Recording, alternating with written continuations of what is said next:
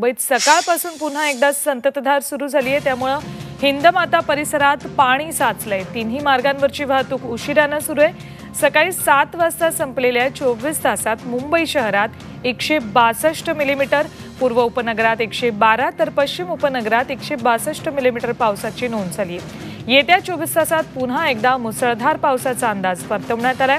रात्रभर मुसळधार बरसलेल्या पावसामुळे पहाटेच्या सुमाराला पावसाने विश्रांती घेतली। मुंबईकडे येणारी जलद मार्गावरची वाहतूक खोळंबली आहे। दमदार पावसाने पुन्हा एकदा मुंबईची दैना झाल्याचं दिसतंय।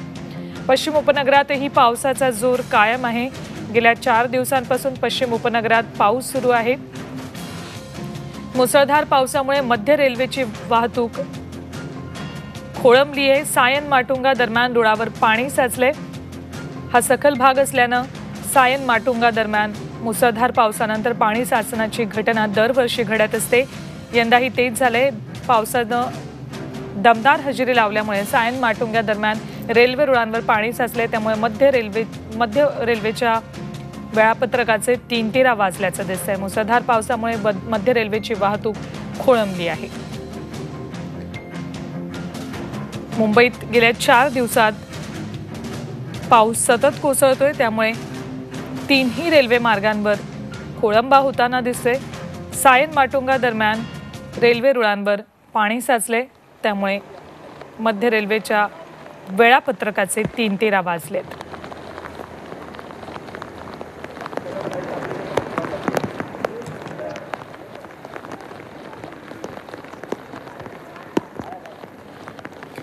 ही 3 ठिकाणची दृश्य आपण बघतोय। हिंदमाता, वडाळा आणि नाम जोशी स्कूल या ठिकाणची सकाळी 9 आणि 9:30च्या दरम्यानची दृश्य आपण पाहतोय।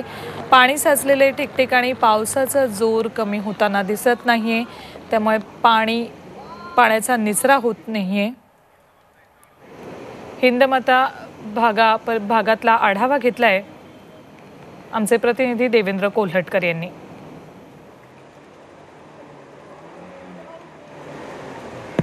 मुंबईमध्ये आज सकाळपासून मुसळधार पाऊस कोसळतोय आणि या पावसामुळे मुंबईतले जी सखल भाग आहेत या सखल भागामध्ये पाणी साचलेलं आहे। यावेळी मी दादरमधील हिंदमाता परिसरामध्ये आहे। तिथे जर आपण बघितलं तर तलाव सदृश्य परिस्थिती झालेली आपल्याला पाहायला मिळते। सकाळपासूनच पावसाचा जोर जो आहे तो कायम आहे आणि त्यामुळे मोठ्या प्रमाणात जे आहे हिंदमाता परिसर असेल या ठिकाणी पाणी साचलेलं आहे आणि यातूनच लोकांना मार्ग काढावा लागतोय। दरवर्षीच पावसाळ्यामध्ये अशा पद्धतीची परिस्थिती जी आहे ती हिंदमाता परिसरामध्ये पाहायला मिळत असते आणि ह्या पाण्याचा उपसा करण्यासाठी महानगरपालिकेने मोठ्या प्रमाणात या ठिकाणी पंप लावलेले आहेत। मात्र पाऊस जो आहे तो अधिक असल्यामुळे पाण्याचा निचरा जो आहे तो अद्यापही होऊ शकलेला नाही। मात्र पाऊस काही वेळ थांबल्यानंतर या ठिकाणी पंप असल्यामुळे पाणी जे आहे ते या ठिकाणी काढण्यामध्ये महानगरपालिकेचे जे कर्मचारी असतात त्यांना यश मिळत असतं। मात्र सकाळपासून पावसाचा जोर जो आहे तो कायम आहे आणि याचा परिणाम जो आहे ते रेल्वेचे जे तिन्ही मार्ग आहेत त्यावरती देखील झालेला आपल्याला पाहायला मिळतो। तिन्ही मार्ग जे आहेत ते विलंबाने सुरू आहेत। एकूणच